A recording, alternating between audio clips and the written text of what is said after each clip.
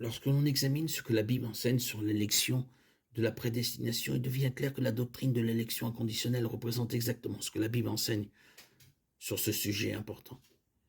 Bien que cette doctrine ou toute autre doctrine de la grâce puisse se suffire à elle-même, son importance devient encore plus claire lorsqu'elle est considérée systématiquement avec tout ce que la Bible enseigne sur le salut. Elle sert essentiellement de bloc de construction, chacun fournissant une partie nécessaire à une compréhension biblique du salut. La dépravation totale définit le besoin de salut de l'homme et révèle son désespoir lorsqu'il il est laissé à ses propres ressources. Elle laisse alors l'homme avec la question: qui peut être sauvé? La réponse se trouve dans la compréhension de l'élection inconditionnelle. Le choix souverain de Dieu de sauver les gens, malgré leur dépravation, est basé uniquement sur le rachat pour lui-même des gens de toute tribu, langue et nation. Il accomplit cela en les prédestinant à être ses enfants d'adoption par Jésus-Christ selon le bon plaisir de sa volonté. Éphésiens 1,5.